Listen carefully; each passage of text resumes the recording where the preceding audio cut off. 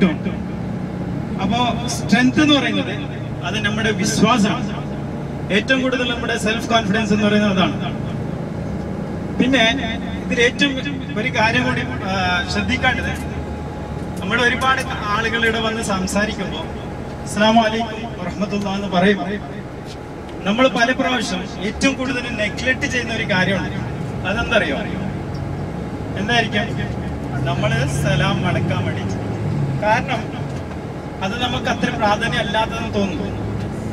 ഏറ്റവും കൂടുതൽ ഒരാൾ സലാം പറഞ്ഞാൽ അത് എന്താവട്ടെ, അതിന് ഏറ്റവും കൂടുതൽ വളരെ ഒച്ചത്തോട് വളരെ ശക്തമായി മറുപടി കൊടുക്കുന്നതാണ് നാം അവർക്ക് കൊടുക്കുന്ന കോൺഫിഡൻസും അതിന് നമ്മൾ റെസ്പെക്ട് ചെയ്യുന്ന രീതി അതാണ്.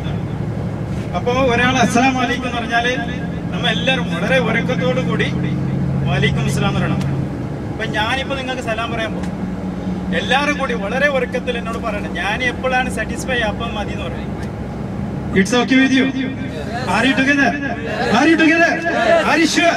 Are you together? Are you sure? Okay. Assalamu alaikum. Assalamu alaikum. Very good. ഇങ്ങനെയുള്ള കോൺഫിഡൻസ് ആണ് നമുക്ക് വേണ്ടത്. നമ്മുടെ ഒരു ട്രെയിനിങ് എന്ന് പറഞ്ഞാല് മറ്റുള്ളവരുടെ കോൺഫിഡൻസ് നമ്മൾ നോക്കാം, എത്ര ധൈര്യമായിട്ട് നമ്മൾ പറയാൻ പറ്റുന്നുണ്ട് അല്ലേ? Are you together? Very good. അപ്പൊ ഇതിൽ ചില കാര്യങ്ങൾ ഞങ്ങളോട് പറയാൻ പോകുന്നു. ഒരാള് ഒരു ജോലിക്ക് വേണ്ടി അന്വേഷിക്കുന്നുണ്ട്. നേരത്തെ ഉസ്താദ് എന്നോട് പറയാൻ പോയ കാര്യം അതായിരുന്നു. പല പ്രാവശ്യം ഒരു ജോലിക്ക് പോയതിന് ജോലി അവിടെ ജോയിൻ ചെയ്തതിന് ശേഷം, അല്ലെങ്കിൽ ജോലി ചെയ്യുന്ന സമയത്ത്, അതല്ലെങ്കിൽ ഒരു ഇന്റർവ്യൂക്ക് വന്ന സമയത്ത് പല പ്രാവശ്യം നമുക്ക് പറ്റുന്ന ഏറ്റവും വലിയ പ്രോബ്ലം എന്ന് വെച്ചാല് 100% ആളുകളും ഒരു ഇന്റർവ്യൂക്ക് പോകുമ്പോ ആ ഇന്റർവ്യൂവിൽ അത് എന്റേതല്ല എന്നാണ് വിചാരിക്കുന്നത്.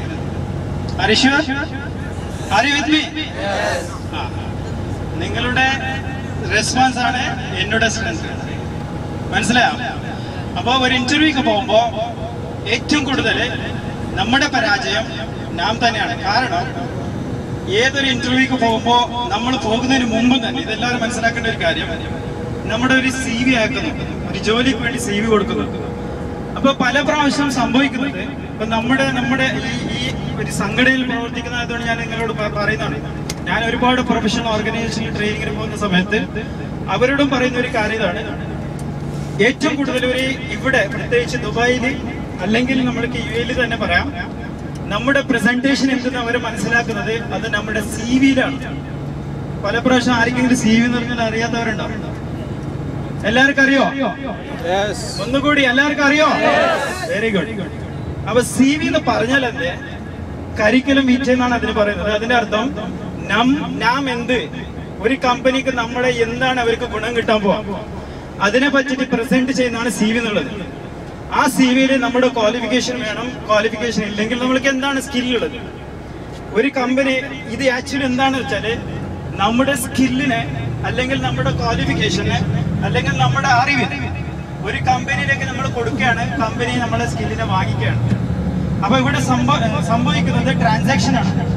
ട്രാൻസാക്ഷൻ എന്ന് വെച്ചാൽ കമ്പനി നമ്മൾക്ക് സാലറി തരുന്നു, നാം നമ്മുടെ സ്കില്ല് അവർക്ക് കൊടുക്കുന്നു. അപ്പൊ ഒരു കമ്പനി പ്രതീക്ഷിക്കുന്നതും ഏറ്റവും നന്നായിട്ട് പെർഫോം ചെയ്യുന്നവരാരാണ്? അവരാണ് കമ്പനിക്ക് വേണ്ടത്. അപ്പൊ ഏറ്റവും കൂടുതൽ നാം എന്തെന്ന് നമ്മൾ മറ്റുള്ളവർക്ക് പറഞ്ഞു കൊടുക്കുന്നത് നമ്മുടെ CV-യിലാണ്. ആ CV പ്രസന്റ് ചെയ്യുമ്പോൾ ഏറ്റവും നന്നായിട്ട് പ്രസന്റ് ചെയ്യണം. കാരണം നമ്മൾ ഏതെങ്കിലും ഒരു ഫംഗ്ഷന് പോകുമ്പോൾ നാം എപ്പോഴും ശ്രമിക്കുന്നത് എന്താ? ഞാൻ നന്നായിരിക്കണം, ഞാൻ കാണുന്നത് നന്നായിരിക്കണം, എന്റെ ഡ്രസ്സ് നന്നായിരിക്കണം. അതുപോലെ തന്നെ നമ്മുടെ CV ഉണ്ടാക്കുമ്പോൾ ആ CV ഏറ്റവും കൂടുതൽ അട്രാക്ട് ആയിരിക്കണം. നല്ല ഫോട്ടോ, നല്ല പ്രൊഫഷണൽ ആയിട്ടുള്ള ഒരു ഫോട്ടോ, നിങ്ങളുടെ എല്ലാ സ്കില്ലും ബയോഡേറ്റയിൽ വളരെ വ്യക്തമായിട്ട് ഹൈലൈറ്റ് ചെയ്ത് അവർക്ക് കാണിക്കണം. അവിടെ ഷോർട്ട് ലിസ്റ്റ് ചെയ്യും. ഒരുപാട് CV വരുമ്പോൾ ഈ CV ഷോർട്ട് ലിസ്റ്റ് ചെയ്യുന്നു. ഷോർട്ട് ലിസ്റ്റ് ചെയ്യുമ്പോൾ കമ്പനി നോക്കുന്നത് അവരുടെ റിക്വയർമെന്റിന് അത് ഏത് രീതിക്കാണ് മാച്ച് ആവുന്നത്. ആ മാച്ച് ആവുന്നില്ല കമ്പനി അപ്പൊ തന്നെ തള്ളും. 150-200 CV വരുമ്പോ അതിലൊന്നും നമ്മൾ ആവണ്ടേ? വേണ്ടേ? Yes, are you together? Very good. അപ്പൊ നമ്മൾ ആവണമെങ്കിൽ നമ്മൾ നല്ല രീതിക്കുള്ള ഒരു CV ഉണ്ടാക്കുക. നമ്മുടെ CV ഷോർട്ട് ലിസ്റ്റ് ആവണം ആദ്യം. അത് കഴിഞ്ഞാൽ നമ്മൾ ഒരു ഷോർട്ട് ലിസ്റ്റ് അവർ ചെയ്യും. തീർച്ചയായിട്ടും അത് നമുക്ക് ഒരു കോള് വന്നിരിക്കും, ഒരു കോള് വരുന്നതാണ് ഏറ്റവും വലിയ സക്സസ് ഇവിടെ. First you should get A call. ആ കോൾ വന്നു കഴിഞ്ഞാൽ പിന്നെ നമ്മുടെ പോകുന്നത് ഒരു ഇന്റർവ്യൂക്കാണ്. ഇവിടെ വേറൊരു കാര്യം കൂടി എന്നോട് ഉസ്താദ് പറഞ്ഞത്, പല ആളുകൾക്ക് ജോലി കിട്ടിയിട്ടും ജോലി സ്ഥലത്ത് നന്നായിട്ട് ജോലി ചെയ്യാതെ ഇരിക്കുന്നവരുണ്ട്. ഒരു കാര്യം എല്ലാവരും ശ്രദ്ധിക്കേണ്ടത്, ഒരു എംപ്ലോയർ ഒരാളുകൾക്ക് ജോലി കൊടുത്തു കഴിഞ്ഞാൽ അവർ നോക്കുന്നത് ഇവൻ അല്ലെങ്കിൽ ഇയാള് നമ്മൾക്ക് എങ്ങനെയാണ് ഈ കമ്പനിയിലേക്ക് ഗുണം ചെയ്യുന്നത്. അപ്പൊ നാം അവിടെ ആദ്യ ദിവസം തന്നെ നമ്മൾക്ക് പറയാം വി ആർ അണ്ടർ ഒബ്സർവേഷൻ. ഏകദേശം 6 മാസക്കാലം ഒരു ക്രിട്ടിക്കൽ ഇവാലുവേഷൻസ് ഉണ്ടാവും.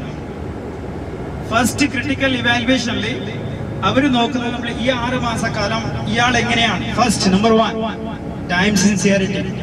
ഇന്ന് രാവിലെ, ഞാനിപ്പോ ഇത് സാന്ദർഭികമായി പറയുന്നത്, ഇന്ന് രാവിലെ മിസ്റ്റർ മുഹമ്മദ് റഫീഖ് 7 മണിക്കാണ് എല്ലാവരോടും വരാൻ പറഞ്ഞത്.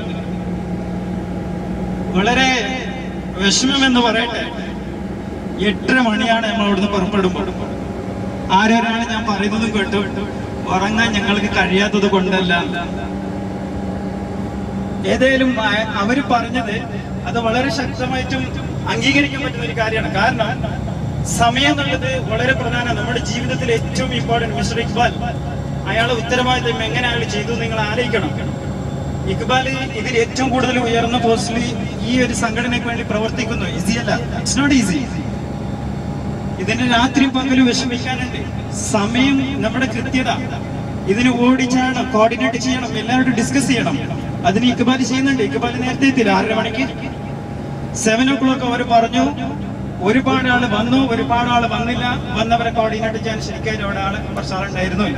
ഏതാവട്ടെ, അത് പ്രശ്നമില്ല. ഞാൻ പറഞ്ഞു വന്നത്, നമ്മുടെ കമ്മിറ്റ്മെന്റ് എന്താണ്? We are promise to keep our promise. നമ്മളൊരു പ്രോമിസ് ചെയ്താൽ ആ പ്രോമിസിനെ കീപ്പ് ചെയ്യാൻ ബാധ്യസ്ഥരാണ്. 7 മണിക്ക് റഫീഖ് വിളിച്ചു പറഞ്ഞത് എല്ലാവരും നമ്മുടെ അവിടെ എത്തിയിരിക്കണം. നാം എത്തില്ലെങ്കിൽ അത് നമ്മുടെ ഫോൾട്ടാണ്. അതേപോലെ നമ്മുടെ ജോലി കാര്യത്തിലും നമ്മുടെ ഒബ്സർവ് ചെയ്യുന്നവരുണ്ട്. ഞാൻ നേരത്തെ പറഞ്ഞു 7 o'clock എന്ന് പറഞ്ഞാൽ എക്സാക്ട് ടൈമിൽ 1 മിനിറ്റ് കൂടുതൽ മുൻപായിട്ട് നമ്മൾ അവിടെ എത്തിയിരിക്കണം. അങ്ങനെ തന്നെ നിങ്ങൾ എല്ലാവരും എത്തിയിരുന്നുവെങ്കിൽ എനിക്ക് തോന്നുന്നു നമ്മുടെ ഈ ഒരു യാത്ര ഇതിനേക്കാളും സുഖമായിരുന്നു എന്ന് ഞാൻ ആലോചിക്കുന്നു. അതുപോലെ തന്നെ നമ്മൾ പ്ലാൻ ചെയ്ത പ്രോജക്റ്റുകളൊക്കെ വളരെ സക്സസ്ഫുൾ ആയിട്ട് ചെയ്യാനും പറ്റും. മനസ്സിലാകുന്നുണ്ടല്ലേ? Are you together? Are you together? Are you sure? Very good. ഇവിടെ ഒരു കാര്യം കൂടി ഞാൻ പറയുന്നത്, ഇത് നമ്പർ 1 ആണ്. നമ്മുടെ ജോലി കാര്യത്തിൽ ഏറ്റവും കൂടുതൽ ശ്രദ്ധിക്കേണ്ടത് ടൈം സിൻസിയറിറ്റി ആണ്, പഞ്ച്വാലിറ്റി. ഇത്തരമുള്ള സംഘടനാ പ്രവർത്തനങ്ങൾക്ക് വേണ്ടി ഞാൻ അതിന് കൂടി ഓർമ്മപ്പെടുത്തുന്നു. പല പ്രാവശ്യം നമ്മുടെ ഒരുപാട് ആളുകള് മീറ്റിങ്ങിന് വേണ്ടി വിളിക്കും. ആ വിളിക്കുന്ന സമയത്ത് നാം എല്ലാവരും കൃത്യസമയത്ത് ആ മീറ്റിങ്ങിൽ എത്തി പങ്കെടുക്കണം. അതില് ഇപ്പൊ നമ്മുടെ ഈ ഒരു ലീഡർഷിപ്പ് എടുക്കുന്ന ചില ആളുകളുണ്ട്. ഇവിടെ ഒരു കാര്യം ശ്രദ്ധിക്കേണ്ടത്, നമ്മുടെ ലീഡർഷിപ്പ്, അതേപോലെ നാം മറ്റുള്ളവരോട് എങ്ങനെയാണ് പെരുമാറുന്നത്, ഇത്തരം കാര്യങ്ങൾ ജനങ്ങൾ നോട്ട് ചെയ്യുന്നു, ഒബ്സർവ് ചെയ്യുന്നു. ഈ ഒബ്സർവ് ചെയ്യുന്ന സമയത്ത് കൂടി ഒരു കാര്യം കൂടി ശ്രദ്ധിക്കേണ്ടത്, നിങ്ങൾ ഒരു പ്രാവശ്യം ഇത്തരം ഏതെങ്കിലും റെസ്പോൺസിബിലിറ്റി എടുത്തു കഴിഞ്ഞാൽ be there half an hour before, at least half an hour before ആണെങ്കിലും ആ സ്ഥലത്ത് നിങ്ങൾ എത്തിയിരിക്കണം. നിങ്ങൾ എത്ര മെമ്പേഴ്സിനെയാണ് വിളിച്ചത്, ആ വിളിച്ച മെമ്പറോട് എല്ലാവരുടെ വിളിച്ച് കോർഡിനേറ്റ് ചെയ്തിരിക്കണം. You must start your meeting on time. ഒരു മീറ്റിംഗ് മിസ്റ്റർ ഇക്ബാൽ ഇവിടെ പല പ്രാവശ്യം വരെ ഒരുപാട് മീറ്റിംഗ് കോർഡിനേറ്റ് ചെയ്യുന്നുണ്ടാവും.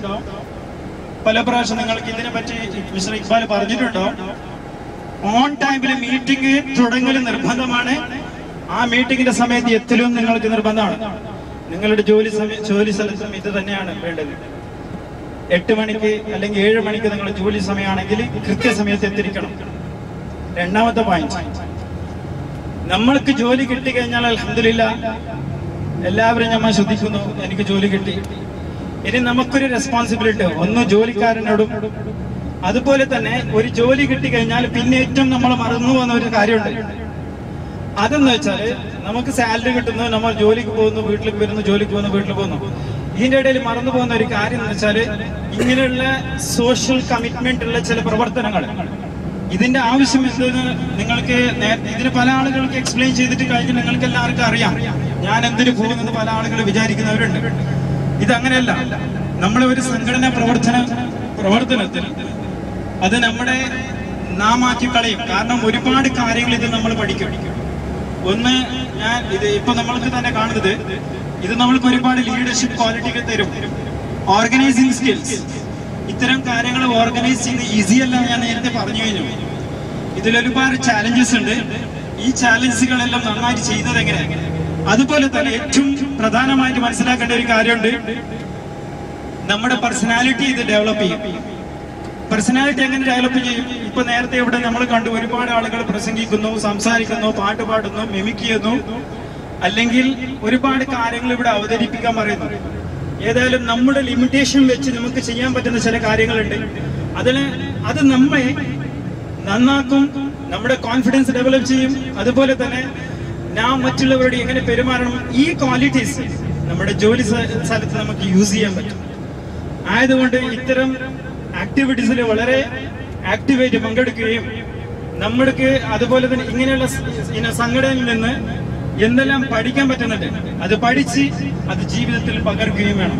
വേറൊരു കാര്യം കൂടി മനസ്സിലാക്കേണ്ടത്, ചില ആൾക്ക് ഉറക്കം വരുന്നുണ്ടെന്ന് തോന്നുന്നു ഭക്ഷണത്തിന് ശേഷമല്ലേ. ഞാൻ കൂടുതൽ നേരം സംസാരിക്കുന്നില്ല, എന്നുള്ളതിന് ഇങ്ങനെ ഇതൊരു ട്രെയിനിങ് എടുക്കാൻ പറ്റിയ സാഹചര്യമില്ല.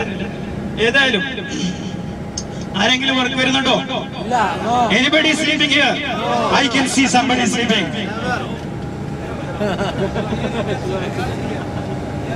Last bench. Are you sleeping? I think so.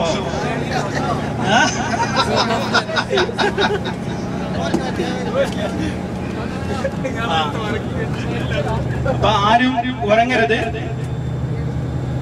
ഉറങ്ങാതിരിക്കാൻ വേണ്ടിയിട്ടാണ് ഇതൊക്കെ പറയുന്നത്. അപ്പോ ലെമൺ ടീ വേണം അല്ലേ? ഓക്കെ. പിന്നെ ഒരു കാര്യം കൂടി മനസ്സിലാക്കേണ്ടത്, ഇങ്ങനെയുള്ള ഈ സാഹചര്യങ്ങൾ നമ്മുടെ ഇങ്ങനെയുള്ള ഒരുപാട് ഓർഗനൈസേഷനിൽ നമ്മൾ ആക്റ്റീവായിട്ട് പാർട്ടിസിപ്പേറ്റ് ചെയ്യുന്നതുകൊണ്ട് നമുക്ക് നേതൃത്വം തരുന്നത് ഒരുപാട് ഉസ്താദുമാരാണ്. അൽഹംദുലില്ലാഹ് എത്ര കാര്യങ്ങളാണ് നമുക്ക് പഠിക്കാൻ പറ്റുന്നത്. ദീനിയായ കാര്യങ്ങളും ദുനിയായ കാര്യങ്ങളും. നമുക്ക് വിജയം രണ്ടും വേണം അല്ലേ? മെറ്റീരിയലിസ്റ്റിക് ആൻഡ് ഇറ്റേണൽ എന്ന് പറയാം, പാരത്രിക ജീവിതം. രണ്ടിന്റെ വിജയത്തിന് വേണ്ടി ഇങ്ങനെയുള്ള സംഘടനയിൽ പ്രവർത്തിക്കുകയും അത് മനസ്സിലാക്കുകയും അത് ജീവിതത്തിൽ പകർത്തുകയും വേണം. പിന്നെ ഞാൻ പറഞ്ഞു വന്ന കാര്യം പറഞ്ഞില്ല, എല്ലാവർക്കും അറിയുന്ന കാര്യമാണ് പഞ്ച്വാലിറ്റി. രണ്ടാമത് നമ്മുടെ കോൺഫിഡൻസി ഡെവലപ്മെന്റ് എന്ന് പറയുന്നത്. കോൺഫിഡൻസി എന്ന് പറഞ്ഞാല് ഒരു കമ്പനിയിൽ നമ്മൾ ജോലി ചെയ്യുന്ന സമയത്ത് ആ കമ്പനി നമ്മൾ എന്ത് എക്സ്ട്രാ പഠിക്കുന്നു ഒബ്സർവ് ചെയ്യും. നമ്മൾ അറിയാണ്ട് നമ്മൾ ഒബ്സർവ് ചെയ്തുകൊണ്ടിരിക്കും. നമ്മൾ ആ കമ്പനിയിൽ വർക്ക് ചെയ്യാൻ വേണ്ടിട്ട് നമ്മൾ എക്സ്ട്രാ ഡെവലപ്മെന്റ് എന്താണ് ചെയ്തത് അവിടെ. ആ ഡെവലപ്മെന്റ് ചെയ്തതിന് ഇപ്പൊ ഒരു എക്സാമ്പിൾ ഞാൻ പറയാം. ഒരാൾ കമ്പനിയിൽ ഏതെങ്കിലും ഒരു ഓഫീസറായിട്ട് വർക്ക് ചെയ്യുന്നു. ആ സമയത്ത് ഇയാള് ഡ്രൈവിംഗ് ട്രെയിനിങ് പോകുന്നു, ഡ്രൈവിംഗ് ലൈസൻസ് എടുക്കുന്നു. ഈ ഡ്രൈവിംഗ് ലൈസൻസ് എടുക്കുമ്പോൾ ഒരു ഡ്രൈവറെ കമ്പനി പിരിച്ചുവിടും, ഇയാൾക്ക് തന്നെ ആ ജോലിയും കൊടുക്കും. അപ്പൊ ഞാൻ പറയുന്നത് മറ്റൊരാളെ പിരിച്ചുവിടണമെന്നല്ല. പറയുന്നതിന്റെ ഉദ്ദേശം, നിങ്ങളുടെ ജീവിതത്തിൽ നിങ്ങളൊരു പ്രൊഫഷണൽ ലൈഫിൽ ഗ്രോത്ത് പ്രതീക്ഷിക്കുന്നുണ്ടെങ്കിൽ അവിടെ നിങ്ങളുടെ പ്രൊഫഷണൽ ഡെവലപ്മെന്റിന് ഇങ്ങനെയുള്ള കാര്യങ്ങൾ ആവശ്യമാണ്. അപ്പൊ എക്സ്ട്രാ എന്തൊക്കെ പഠിക്കാൻ പറ്റും, അത് ലീഡർഷിപ്പ് ആവട്ടെ, പേഴ്സണാലിറ്റി ആവട്ടെ, അതല്ലെങ്കിൽ കമ്മ്യൂണിക്കേഷൻ സ്കിൽ ആവട്ടെ, അതല്ലെങ്കിൽ വേറെ ഏതെങ്കിലും ഒരു കമ്പ്യൂട്ടർ IT റിലേറ്റഡ് ആയിട്ട് ആവട്ടെ, ഏതിൽ നിന്നാണ് നമുക്ക് പഠിക്കാൻ പറ്റുന്നത് അതെല്ലാവരും പഠിച്ച് നമ്മുടെ സ്കില്ല് ഡെവലപ്പ് ചെയ്ത് മുന്നോട്ട് വരാം.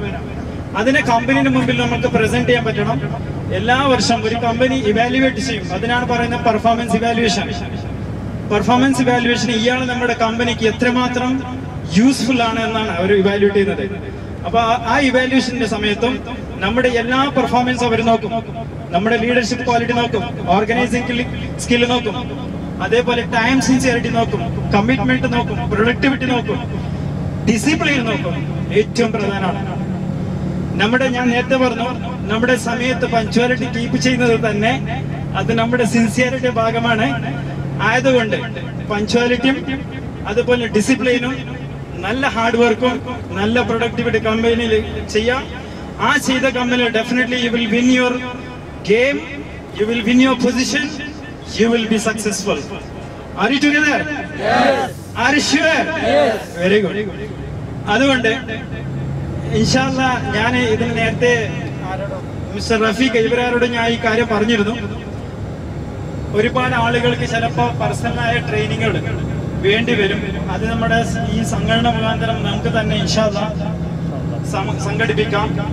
അതിൽ കമ്മ്യൂണിക്കേഷൻ ആവട്ടെ, സ്പോക്കൺ കാര്യമാവട്ടെ, അതല്ലെങ്കിൽ ഇങ്ങനെയുള്ള പ്രൊഫഷണൽ സ്പെഷ്യലൈസ്ഡ് ട്രെയിനിങ്സ്.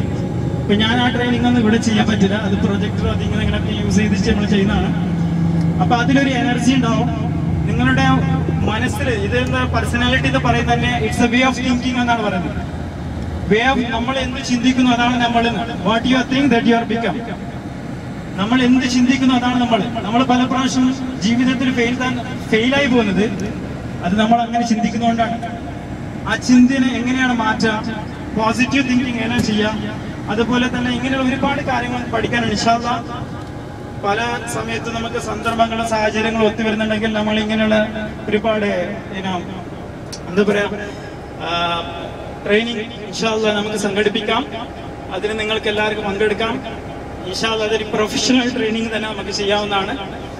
അപ്പൊ അതിനു വേണ്ടിയുള്ള ഇൻഷാല്ലാ നമ്മുടെ സംഘടകരും ഷെയ്ഖ് ബാലി ഇവരെല്ലാം സംഘടിപ്പിക്കും. അതിൽ നമുക്ക് സ്പെഷ്യലൈസ്ഡ് ചെയ്ത് ചെയ്യാം. കമ്മ്യൂണിക്കേഷൻ വേറെ, ലീഡർഷിപ്പ് വേറെ, പിന്നെ സക്സസ് സ്റ്റോറീസ്, നമ്മുടെ സക്സസ് എങ്ങനെ നമുക്ക് ഉണ്ടാക്കാം, ഇങ്ങനെയുള്ള ഒരുപാട്. ചിലപ്പോൾ ലാംഗ്വേജിലാണ് വലിയ പ്രശ്നം, കൂടുതലും ഇംഗ്ലീഷിലാണ് നമ്മൾ ട്രെയിനിങ് കൊടുക്കാതെ. ഏതായാലും നമുക്ക് ബാലൻസ് ചെയ്തിട്ട് ഒരു ബാലൻസ് ട്രാക്കിലേക്ക് കൊടുത്തിട്ട് നമുക്ക് അങ്ങനെയുള്ള ട്രെയിനിങ് ഉണ്ടാക്കാവുന്നതാണ്. ആയതുകൊണ്ട് ഇൻഷാല്ലാ നിങ്ങളുടെ എല്ലാവരുടെയും, ഞാൻ കൂടുതൽ സംസാരിക്കുന്നില്ല, നിങ്ങളുടെ എല്ലാവരുടെയും സജീവ സാന്നിധ്യങ്ങളും അതുപോലെ തന്നെ ഇങ്ങനെയുള്ള ഒരു ആക്ടിവായിട്ടുള്ള ഒരു പാർട്ടിസിപ്പേഷൻ ചെയ്യുന്ന ഒരു സാഹചര്യം നമുക്ക് ഉണ്ടാക്കണം.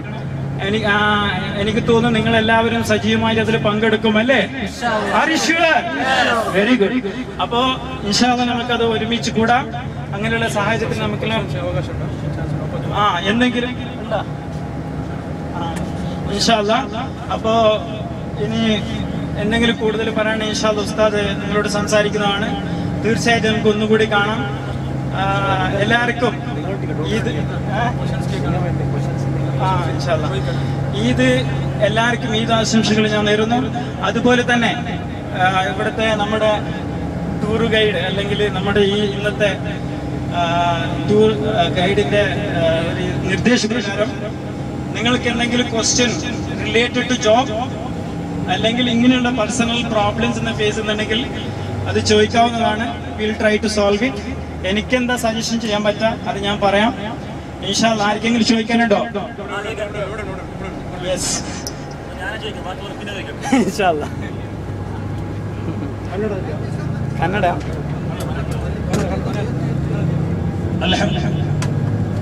അൽഹംദുലില്ലാ നല്ല നിലക്കുള്ള ഒരു ഉപദേശങ്ങളാണ് നമ്മുടെ ദാവൂദ് മാസ്റ്ററിൽ നിന്ന് നമുക്ക് കിട്ടിയിട്ടുള്ളത്. വളരെ സന്തോഷമുണ്ട്. ഇൻഷാല്ലാ നിങ്ങൾക്ക് ഇതിന് സംബന്ധമായിട്ട് എന്തെങ്കിലും ചോദ്യം ഉണ്ടെങ്കിൽ മുമ്പ് അതിനെ സംബന്ധിച്ച് ഇൻഷാല്ലാ നിങ്ങളൊക്കെ പറഞ്ഞു തരും. ഏതായാലും ഞാനൊരു ആദ്യമായിട്ട് ചോദിക്കാറുള്ളത്, ചില ആളുകൾ രാത്രി കിടന്നുറങ്ങാൻ പോയാൽ 2-3 മണിക്കൂർ കഴിഞ്ഞതിന് ശേഷമാണ് ചില ആളുകൾക്ക് ഉറക്കം പിടിക്കുന്നത്. ചില ആളുകൾ പെട്ടെന്ന് കിടന്നാൽ മതി, 1 മിനിറ്റുകളിൽ ആളുകൾക്ക് പെട്ടെന്ന് ഉറക്കം വരും. അതേസമയത്ത് 2-3-4 മണിക്കൂർ കിടന്നിട്ടും ഉറക്കം പിടിക്കാത്ത ആളുകൾ ബസ്സിൽ വന്നിട്ട് അല്ലെങ്കിൽ ഏതെങ്കിലും ഒരു വാഹനത്തിൽ പെട്ടെന്ന് ഉറക്കം പിടിക്കും. അപ്പൊ ഇതിന്റെ രണ്ടിനിടയിലുള്ള ഡിഫറൻസ് എന്താണെന്നുള്ളത് അതൊരു വ്യക്തിത്വ വികസനത്തിനുള്ള ഒരു മാർഗം കൂടിയാണ്. അതിനെ സംബന്ധിച്ചിട്ടും നമുക്ക് ദാവൂദ് മാസ്റ്റർ ഇൻഷാല്ലാ പറഞ്ഞു തരും.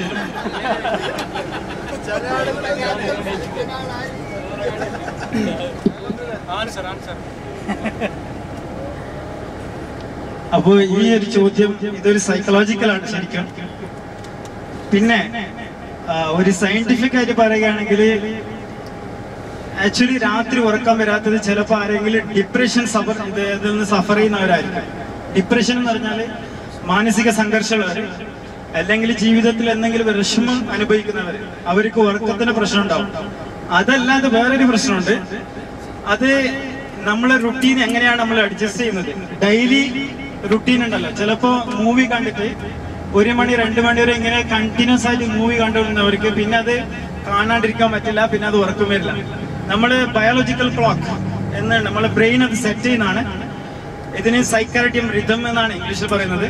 നമ്മളെ ബോഡി ഒരു ടൈമിംഗ് ഉണ്ട്, ആ ടൈമിന് സെറ്റ് ആവും, നമ്മൾ അറിയാണ്ട് തന്നെ ആയിക്കോളും. അപ്പൊ ഏത് ടൈമിനാണ് നമ്മൾ സാധാരണ പറഞ്ഞത് ആ ടൈമിൽ തന്നെ അത് വർക്ക് വരും. അതുകൊണ്ട് ഒരു നല്ല ഐഡിയ അല്ല 10-11 മണിക്ക് കിടന്നുറങ്ങുകയാണ് ഏറ്റവും നല്ലത്. പക്ഷെ ഒരു കാര്യമുണ്ട്, KSF-ന്റെ ഫംഗ്ഷൻ ഉണ്ടെങ്കിൽ അത് 5 മണിയായാലും പ്രശ്നമല്ല. അതൊരു എക്സെപ്ഷൻ ഉണ്ട്. അതല്ലാതെ എല്ലാ സമയത്തും നിങ്ങൾ സമയത്ത് കടന്നുറങ്ങണം. നിങ്ങൾ ഒരു ഇംഗ്ലീഷ് ഇതിലെ ഒരു മനസ്സിലാണ് മാനേജ്മെന്റിൽ നമ്മൾ പഠിപ്പിക്കുന്ന ഒരു കാര്യമാണ് avoid moon lighting. Moon lighting എന്ന് പറഞ്ഞാൽ ചിലപ്പോൾ പാർട്ട് ടൈം ജോലി, ഒരു കമ്പനി പാർട്ട് ടൈം ജോലി അനുവദിക്കാത്തത് പാർട്ട് ടൈം ചെയ്താൽ മറ്റുള്ള അവരുടെ റെഗുലർ ജോബിന് അത് ബാധിക്കും. ഒരു മനുഷ്യന് വർക്ക് ചെയ്യേണ്ടത് 8 മണിക്കൂറാണ്. 8 മണിക്കൂർ റെസ്റ്റ് ചെയ്യണം, 8 മണിക്കൂർ നിങ്ങൾ ഉറങ്ങണം. അപ്പൊ 8 into 3 ആണ്. അതിനാണ് 24 hours. അതിന് 8 മണിക്കൂർ ജോലി നിർബന്ധമാക്കിയത്. ഇത് ഇന്റർനാഷണൽ ലേബർ ഓർഗനൈസേഷന്റെ ഒരു നിയമമുണ്ട്. അത് 8 മണിക്കൂർ മാത്രം, 40 മണിക്കൂർ per week and 8 hours per day. ഇത്രയാണ് ഒരാൾ ജോലി ചെയ്യേണ്ടത്. റെസ്റ്റ് 8 മണിക്കൂർ, എക്സസൈസും സ്പോർട്സും, അതുപോലെ തന്നെ നമ്മുടെ എന്തെങ്കിലും ആരാധനാക്രമങ്ങളും നിസ്കാരം ഇങ്ങനെയുള്ള കാര്യങ്ങൾ. പിന്നെ 8 മണിക്കൂർ നിർബന്ധമായിട്ടും ഉറങ്ങേ വേണം. അതുപോലെ തന്നെ മറ്റുള്ള 8 മണിക്കൂർ നിസ്കരിക്കണമെന്നല്ല, ഇരിക്കാനല്ല. ജോലി സമയത്ത് നിസ്കാരം അത് നമുക്ക് നിർബന്ധമായ നിസ്കാരങ്ങളിൽ നിന്ന് ആ സമയത്ത് തന്നെ നിസ്കരിക്കണം. പിന്നെ വേറെ ആർക്കെങ്കിലും എന്തെങ്കിലും ചോദിക്കാനുണ്ടോ?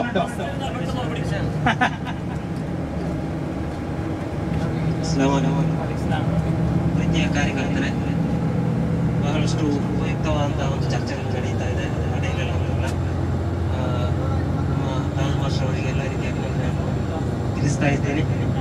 ಇದೀಗ ನಾವು ಕೋರ್ಫುಖಾನನ್ನು ದಾಟಿ ವಿದ್ಯಾದತ್ತ ಸಾಗ್ತಾ ಇದ್ದೇವೆ. ವಿದ್ಯಾದಲ್ಲಿ ಬಹಳ ಪುರಾತನವಾದ ಅಥವಾ ಒಂದು 540 ವರ್ಷ ಪುರಾತನವಾದ ಒಂದು ಮಸೀದಿ ಇದೆ. ಆ ಮಸೀದಿಯನ್ನು ಕಂಡು ಹಿಂದಿರುಗಿ ನಂತರ ಕೋರ್ಫುಖಾನ್ ಬೀಚ್ ಅಂತ ನಾವು ಮರಳಿ ಬರಲಿದ್ದೇವೆ. ಇದರೆಡೆಗೆ ನೀವು ಈ ಸ್ಕ್ರೀನನ್ನು ಸ್ವಲ್ಪ ಆಚೆ ಮಾಡಿ ಹೊರಗಡೆ ನೋಡಿದರೆ ಬಹಳ ಚೆನ್ನಾಗಿತ್ತು.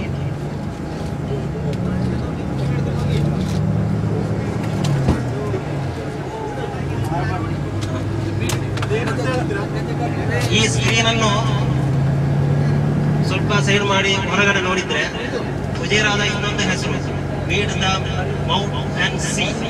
ಫುಜೇರಾದ ಇನ್ನೊಂದು ಹೆಸರು ಪರ್ವತ ಮತ್ತು ಸಮುದ್ರ ಮೀಟ್ ಆಗುವಂತಹ ಒಂದು ಸ್ಥಳ. ಇಲ್ಲಿಂದ ವಿಧಿಯ ತನಕ ಸಾಗುವಾಗ ನಮಗೆ ಪರ್ವತ ಮತ್ತು ಸಮುದ್ರವನ್ನು ಸಮಾನವಾಗಿ ಕಾಣುವ ಒಂದೇ ರೀತಿಯಲ್ಲಿ ಬಹಳ ಸುಂದರವಾದಂತಹ ನೋಟಗಳಲ್ಲಿ ಕಾಣಲು ಸಾಧ್ಯವಾಗ್ತಾ ಇದೆ.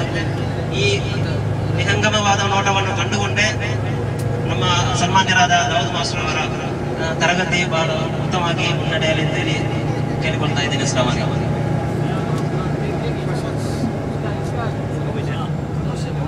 ഹലോ, എല്ലാവരും ഉറക്കം വരുന്നുണ്ടോ? മൈക്ക് വേണം? എന്താ വേണ്ടേ? വേണം.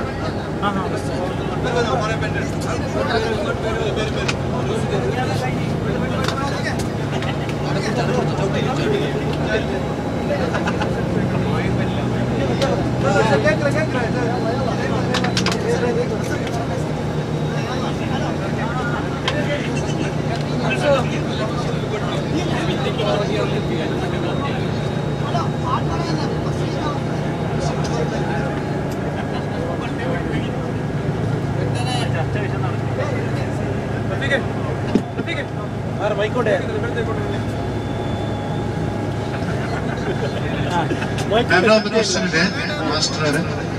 ಕೆಲವರು ರಾತ್ರಿ ನಿದ್ರೆ ಮಾಡಿದವರು ನೀವು ಹೇಳಿದಾಗೆ 8 hours ನಿದ್ರೆ ಮಾಡಿದ್ರೆ ಸಾಕು ಅಂತಾರೆ. ಆದ್ರೆ ಒಬ್ಬರು ನೈಟ್ ಶಿಫ್ಟ್ ಇರೋರಿಗೆ ಪ್ರಮುಖವಾಗಿ ಅವರು ಹಗಲು ಟೈಮಲ್ಲಿ ಒಂದು 12 ಗಂಟೆ ನಿದ್ರೆ ಮಾಡಿದ್ರೆ ಅವರಿಗೆ ನಿದ್ರೆ ಬೀಳೋದಿಲ್ಲ. ಅದು ಯಾವುದರ ಪರಿಣಾಮ?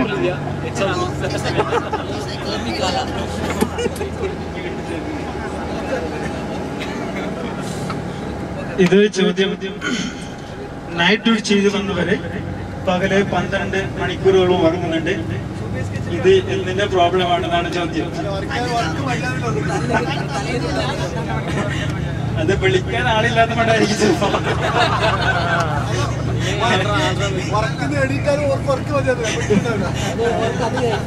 പിന്നെ വേറൊരു കാര്യം, അത് നമ്മൾ തന്നെ എങ്ങനെയാണ് പ്രാക്ടീസ് ചെയ്യാം. ആ പ്രാക്ടീസ് പ്രകാരം ചിലപ്പോൾ 8 മണിക്കൂറാണെങ്കിൽ 8 മണിക്കൂർ അലാറം വെക്കാം. ആ അലാറം ആകുന്ന സമയത്ത് തന്നെ കൃത്യമായിട്ട് എണീക്കാം. അതിന് ലേറ്റാക്കാൻ പാടില്ല. അതങ്ങനെ എന്തെങ്കിലും ഒരാളെ സ്വന്തം ടൈമിങ്സിൽ വേരിയേഷൻ വരുത്തുന്നുണ്ടെങ്കിൽ അവർ ജീവിതത്തിൽ തന്നെ അങ്ങനെ ആയിരിക്കും. ഞാൻ പറഞ്ഞ നമ്മുടെ ഡിസിപ്ലിൻ അത് വളരെ പ്രധാനമാണ്. നമ്മൾ ഒരാളോട് പറഞ്ഞ സമയം കീപ് ദ പ്രോമിസ്. ഞാൻ ആദ്യം പറഞ്ഞല്ലോ, we promise we never perform. പല പ്രാവശ്യം നമ്മൾ പ്രോമിസ് ചെയ്യും, പെർഫോം ചെയ്യാൻ മറക്കും. അതിന്റെ അർത്ഥം ഒന്നെങ്കിൽ പ്രോമിസ് ചെയ്യാം അല്ലെങ്കിൽ പ്രോമിസ് ചെയ്യാണ്ടിരിക്കാം. ആയതുകൊണ്ട് എന്ത് നമ്മൾ ചെയ്യുന്നുണ്ടെങ്കിൽ നമുക്കൊരു ഡെയിലി റുട്ടീൻ, ഒരു ടൈം ടേബിൾ നിർബന്ധമാണ്. ആ ടൈം ടേബിൾ പ്രകാരം തന്നെ നമ്മുടെ വർക്കുകൾ ചെയ്യാൻ ശ്രമിക്കാം. I think I answered. That's okay. Any answer? Okay. Question same. രാത്രി ഉറങ്ങുന്നവരും പകൽ ഉറങ്ങുന്നവരായിട്ടുള്ള അവരുടെ ഹെൽത്തിൽ എന്തെങ്കിലും ഒരു എഫക്റ്റ് ഉണ്ടോ?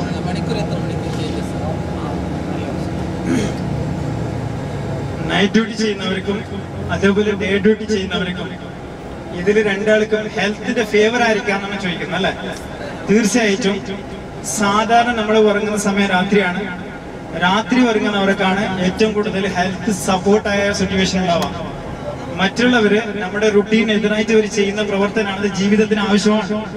അതല്ലാതെ ഹെൽത്തിനെ സപ്പോർട്ട് ചെയ്യുന്ന ഒരിക്കലും പറയാൻ പറ്റില്ല. ഹെൽത്തിന് അതിന്റെ ഡിഫക്റ്റ് എന്തായാലും ഉണ്ടാവാം തീർച്ചയായിട്ടും. അത് 8 മണിക്കൂറാണ്. 8 hours വർക്ക് പകൽ ഉറങ്ങുമ്പോ വർക്ക് ശരിക്കും കിട്ടില്ല ചിലപ്പോ. അത് കാരണം നമ്മളെ ബയോളജിക്കൽ, ഞാൻ പറഞ്ഞല്ലോ, നമ്മളെ ബോഡി അതിന് അഡ്ജസ്റ്റ് ആവില്ല പകൽ ടൈമില്. പിന്നെ ചിലപ്പോൾ ഇങ്ങനെ റുട്ടീനായിട്ട് ഉറങ്ങുന്നവർക്ക് പിന്നെ വർക്ക് വരുമല്ലാതെ നാച്ചുറൽ വർക്ക് അത് രാത്രി തന്നെയാണ്. രാത്രി ഉറങ്ങൽ ഏറ്റവും നല്ലതാണ്. Yes, answered. Are you okay? Sure. എന്നാർക്കും അങ്ങനെ ചോദിക്കാനുണ്ടോ? Okay okay.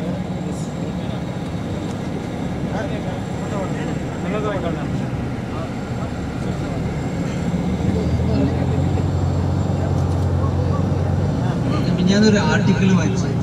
അപ്പൊ അതില് സോഷ്യൽ നെറ്റ്വർക്ക് യൂസ് ചെയ്താൽ മാനസികമായിട്ട് രോഗങ്ങൾ വരുന്നതൊക്കെ പറയുന്നത് പുതിയ കണ്ടുപിടുത്തങ്ങൾ. സോഷ്യൽ നെറ്റ്വർക്ക് ഏതായാലും ഫേസ്ബുക്കോ അങ്ങനെ തുടങ്ങിയ അഡിക്ഷൻ ആണ്. അഡിക്ഷൻ മാറ്റാൻ എന്താ ചെയ്യേണ്ടത്?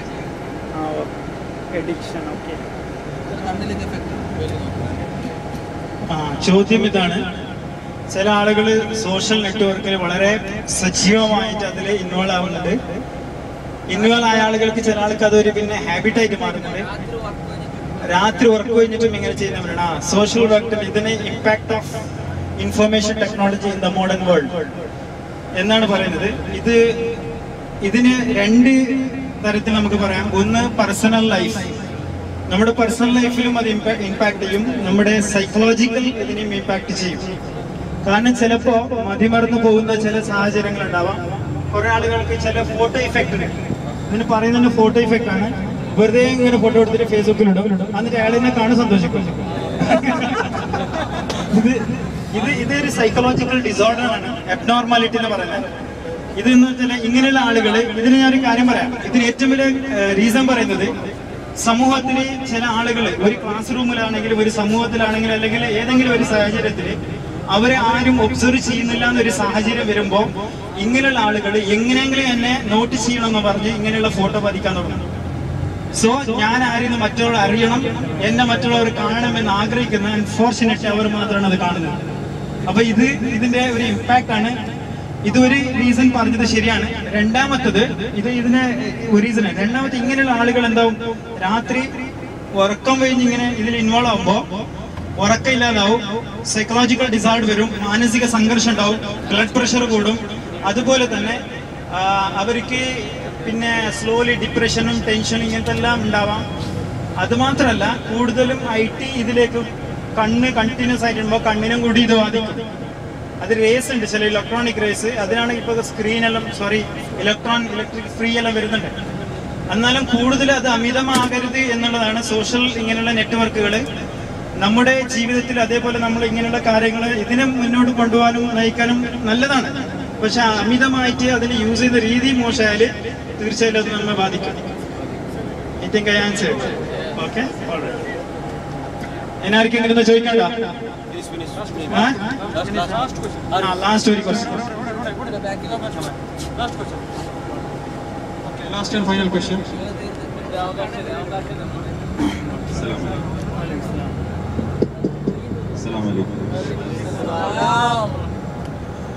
What do you think the problem with the current youth? Is it a lack of direction or lack of focus on what goals they need to achieve? Okay, Malayalam. Master Malayalam. Correct.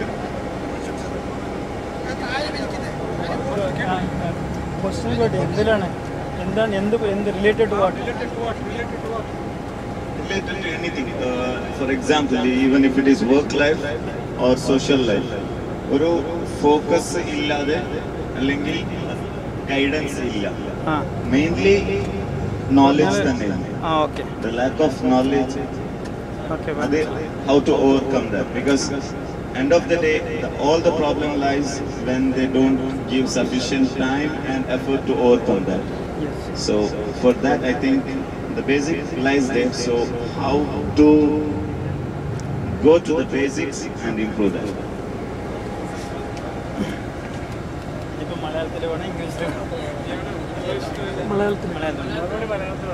Hello. The choice is how. What is the main problem like? What is the main problem that is facing by the youth? Whether are they lack of some any directions, or are they not getting correct motivations at the right time? Anyway, പറഞ്ഞു വന്നത് ഞാൻ ഒന്നുകൂടി പറയാം. നമ്മുടെ young generations പല പ്രാവശ്യം നമ്മൾ ഇടങ്ങി പോകുന്ന സാഹചര്യങ്ങളാണ് കാണുന്നത്. ഇടങ്ങലെന്ന് പറയുമ്പോൾ ചിലപ്പോൾ ഞങ്ങൾക്ക് പറയാം പല സാഹചര്യങ്ങളും ഉണ്ടായിട്ട് പോലും, വീട്ടിൽ ഫിനാൻഷ്യൽ സ്റ്റെബിലിറ്റി ഉണ്ടായിട്ട് പോലും, സാമ്പത്തിക സപ്പോർട്ട് ഉണ്ടായിട്ട് പോലും പഠിക്കാതാവുന്ന ഒരുപാട് നമ്മുടെ ചെറുപ്പക്കാരുണ്ട്. ഈ പഠിത്തം എന്ന് പറയുമ്പോൾ അത് മതപരമായതും അതുപോലെ തന്നെ ഭൗതികമായ വിദ്യാഭ്യാസം രണ്ടും. ഇതിന് ഏറ്റവും കൂടുതൽ പ്രോബ്ലം സംഭവിക്കുന്നത് എനിക്ക് പറയാനുള്ളത്, അവര് ആരെ കൂടെയാണോ ജീവിക്കുന്നത് അത് വളരെ പ്രധാനമാണ്. ഇവിടെ നമ്മളെ you are known by your friends എന്നാണ് പറയുന്നത്. കാരണം നമുക്ക് നല്ലൊരു കൂട്ടുകെട്ട് അത് നമ്മുടെ വീട്ടിൽ നിന്ന് തന്നെ, നമ്മളെ വീട്ടിൽ നിന്നാണ് ആദ്യം തുടക്കം. നമ്മുടെ കൾച്ചറൈസേഷൻ അല്ലെങ്കിൽ നമ്മുടെ പേഴ്സണാലിറ്റി ഡെവലപ്മെന്റ് ഉണ്ടാവുന്നത് നമ്മുടെ പാരന്റ്സ് ആണ്. ആദ്യം നമ്മളെ ടീച്ച് ചെയ്തിട്ട് നമുക്കൊരു ഡയറക്ഷൻ തരുന്നത്, നമുക്കൊരു ഗോൾ സെറ്റ് ചെയ്യുന്നത് അത് പാരന്റ്സ് ആണ്. അത് പാരന്റ്സിന് ഉണ്ടായില്ലെങ്കിൽ നമ്മുടെ ഫാമിലി മെമ്പേഴ്സ് ഉണ്ടാവണം. അതില്ല എങ്കിൽ നമ്മുടെ സമൂഹത്തിന് നന്മയ്ക്കും ഉയർച്ചയ്ക്കും വേണ്ടി പ്രവർത്തിക്കുന്ന സംഘടനാ നേതാക്കന്മാരുണ്ട്, അല്ലെങ്കിൽ സംഘടനകളുണ്ട്, അതല്ലെങ്കിൽ നമ്മുടെ പോലത്തെ ചെറുപ്പക്കാരുണ്ട്. നമ്മൾ ഇങ്ങനെ വളർന്നു വരുന്ന തലമുറകൾ നമ്മൾക്ക് എന്താണ് കൊടുക്കാൻ പറ്റുന്നത് ആ ഡയറക്ഷൻസ് നമ്മളും കൊടുക്കണം. അവിടുന്ന് തന്നെ അവർ തെറ്റാതെ ഇടങ്ങാതെ പോലെ നാം എല്ലാവരും നോക്കിക്കഴിഞ്ഞാൽ തീർച്ചയായിട്ടും നമ്മുടെ യങ് ജനറേഷൻസ് മതപരമായിട്ടും വിശ്വാസപരമായിട്ടും കർമ്മപരമായിട്ടും അതുപോലെ തന്നെ മെറ്റീരിയലിസ്റ്റിക് എഡ്യൂക്കേഷൻ, ഈ എഡ്യൂക്കേഷൻ എല്ലാത്തിലും തീർച്ചയായിട്ടും ഒരു മുകളിലോട്ട് വരും. അവർക്ക് നല്ല ഗൈഡൻസ് വേണം. ഞാൻ പറയട്ടെ, തീർച്ചയായിട്ടും മതപരമായ ഉസ്താദുമാർ നമ്മുടെ പ്രത്യേകിച്ച് ഇങ്ങനെയുള്ള സംഘടനയിൽ വളർന്നു വരുന്ന ഉസ്താദുമാരുടെ ഡയറക്ഷൻസ് ഈ കുട്ടികൾ തെറ്റാതെ പോലെ വരും. അവർക്ക് ഉയർന്ന വിദ്യാഭ്യാസം കിട്ടണം, മതപരമായ വിദ്യാഭ്യാസം നിർബന്ധമായിട്ട് കൊടുക്കണം. ആ കൊടുക്കുന്നതിന് വേണ്ടി ഇവിടെ നമുക്ക് എല്ലാവർക്കും ബാധ്യസ്ഥരാണ്. നാം എല്ലാവരും നമ്മുടെ ഒരു സംഘടനയിൽ പ്രവർത്തിക്കുന്നവരാണ്. ഈ സംഘടനയിൽ പ്രവർത്തിക്കുന്ന നിലയ്ക്ക് ഒരു പക്ഷെ വീട്ടിൽ കിട്ടാതാവുന്ന ചില സാഹചര്യങ്ങളുണ്ടാവും. അത് നാം മനസ്സിലാക്കി അത്തരം കുട്ടികളുടെ സംഘടനാ ബോധമുണ്ടാക്കി അവരെ ജീവിത ലക്ഷ്യം എന്തെന്ന് മനസ്സിലാക്കി കൊടുത്ത് ജീവിത ലക്ഷ്യത്തിൽ നമ്മുടെ രണ്ട് വിദ്യാഭ്യാസം കരസ്ഥമാക്കുകയും സംഘടനയോട് കൂടെ അവർ വളർന്നു വന്നാൽ തീർച്ചയായിട്ടും ലക്ഷ്യബോധത്തോടെ അവർക്ക് ജീവിക്കാൻ പറ്റും. അതിന്റെ ഗുണം നമുക്ക് കിട്ടുകയും ചെയ്യും. എനിക്ക് തോന്നുന്നു ഞാൻ ആൻസർ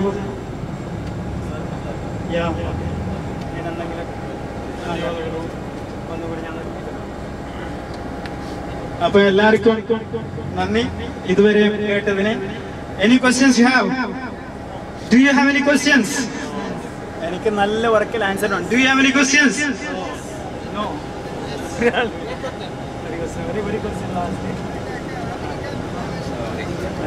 ഈ ആൾക്കാർക്ക് എന്തെങ്കിലും നല്ല കാര്യം പറഞ്ഞാൽ ചൊടി പറഞ്ഞു. ഇപ്പൊ എന്തെങ്കിലും ക്ലാസ്സിന് വരാൻ പറഞ്ഞാലും നീ ഇത് ചെയ്യുന്ന തെറ്റ് പറഞ്ഞാലും ഒരു ചൊടി പറഞ്ഞു. അതെന്താ? ഇത് സൈക്കോളജിയിലാണ്. പിന്നെ ഒരു കാര്യമുണ്ട്, നമ്മൾക്ക് പല പ്രാവശ്യം ഇതൊരു നല്ല ചോദ്യമാണ് സാർ. ചില സമയത്ത് ചില ആളുകൾ ഇങ്ങനെയുള്ള ക്ലാസ്സിലേക്ക് വിളിച്ചാൽ അവർക്ക് ഭയങ്കര ദേഷ്യം വരുന്നുണ്ട്. ഇതിലൊരു കാര്യം കൂടി എനിക്ക് ഇവിടെ സജഷൻ ചെയ്യാനുള്ളത്, ഇതിന് നമുക്ക് സൈക്കോളജിക്കലായി മാറ്റാൻ പറ്റും. കാരണം എന്താ അറിയോ, ഇങ്ങനെ ആരെങ്കിലും ഒരു പക്ഷെ നമ്മൾ സക്സസ്ഫുൾ ആയിട്ട് ഒരു പ്രാവശ്യം വന്നു കഴിഞ്ഞാൽ അതിനെ നമ്മുടെ ഒരു ഗ്രൂപ്പിന്റെ ഇടയിൽ അവരെ ഒരു ഐഡന്റിഫൈ ചെയ്യുന്ന ഗുരുതിരിച്ചു, അത് ആ സ്റ്റേജിൽ അവരെ ഒന്ന് വിളിച്ച് അവരെ എല്ലാവർക്കും പരിചയപ്പെടുത്താം. എന്നിട്ട് അവർക്ക് ഒരു ചെറിയ റെസ്പോൺസിബിലിറ്റി ഒന്ന് കൊടുക്കാം. പിന്നെ നമുക്ക് സ്റ്റാർട്ടിങ് വിത്ത് പ്രൈസ് ചെയ്യാം, അവരെ ചില നല്ല ക്വാളിറ്റീസിനെ പ്രൈസ് ചെയ്യാം. അതോടുകൂടി നമുക്ക് അവരെ മാറ്റിയെടുക്കാൻ പറ്റും. അവർ പിന്നെ സജീവമായിട്ട് അതിൽ പങ്കെടുക്കും. അതങ്ങനെയാണ് ചെയ്യേണ്ടത്. അങ്ങനെ ബന്ധിക്കാൻ പറ്റും.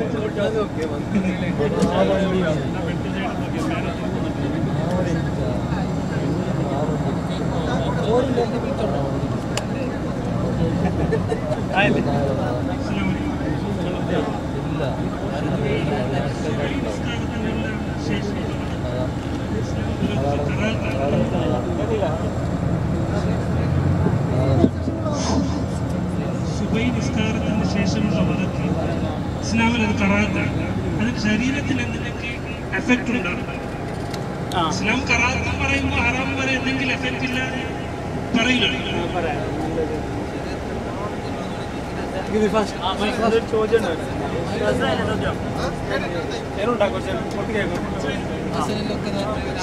ഹലോ, സുബൈ നിസ്കാരത്തിന്റെ ശേഷം ഉള്ള ഉറങ്ങൽ അത് കറാത്തല്ല.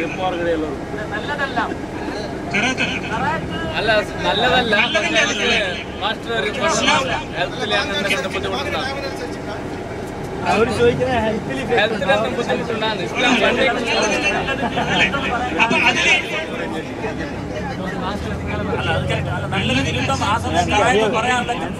അത് ശരീരത്തിന്